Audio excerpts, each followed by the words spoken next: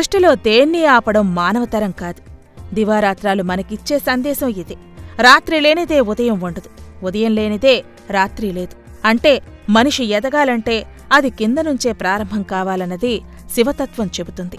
శివుని తత్వాన్ని అర్థం చేసుకుని ఆచరించిన నాడు మానవులు కోరికను జయించి నిరాడంబర జీవితాన్ని గడపగలుగుతారనేది విజ్ఞుల వాక్. అందుకే లయకారకుడైన పరమేశ్వరుడు అధిక శక్తిమంతుడుగా ఉంటాడు. శక్తి స్వరూపిణి అయిన పార్వతీదేవిని తనలో ఐక్యం చేసుకుని శివశక్తిగా దర్శనమిస్తారు. అంటే స్త్రీపురుషుల సమానత్వానికి నిలువెత్తు ప్రతీకగా పరమేశ్వరుడు కనిపిస్తాడు. ఈ అర్థాన్ని చెప్పడానికే అర్ధనారీశ్వరుడుగా అవతరించాడు. శివుణ్ణి రుద్రుడు అంటారంటే కారణం ఉంది. రుద్రుడు అంటే కఠినంగా ఉండేవాడు అనే అర్థం. అంటే మన జీవితంలో ఏ ఇతర ప్రలోభాలకు లొంగకుండా ఉండేంత ధీరోదత్తాన్ని ఆపాదించుకోవటమే రుద్రుని నుంచి నేర్చుకోవాలి. శివుని చేతిలోని త్రిశూలం త్రిగుణాలకు ప్రతీకగా ఉంటుంది.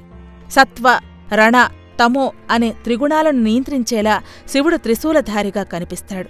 ఈ 3 గుణాలతోనే స్త్రీమూర్తికి ప్రాణం పోశాడు.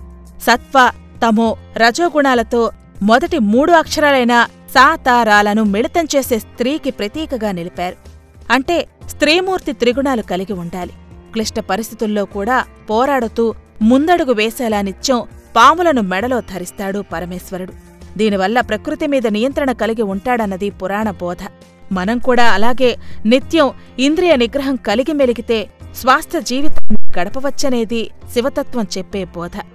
ఎంత ఎదిగినా బోధివృక్షం కొమ్మలు మాత్రం కిందకే వంగి ఉంటాయి.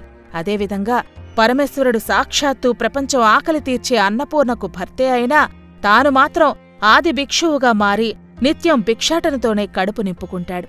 అంటే మనకున్నది ఎంతైనా అది ఆకలి తీర్చేందుకే అన్నదే శివతత్వం. ఈ వీడియో మీకు నచ్చినట్టయితే లైక్ చేయండి, షేర్ చేయండి. మరిన్ని ఇంట్రెస్టింగ్ వీడియోస్ చూడడానికి మా ఛానల్ కు తప్పక సబ్స్క్రైబ్ అవ్వండి.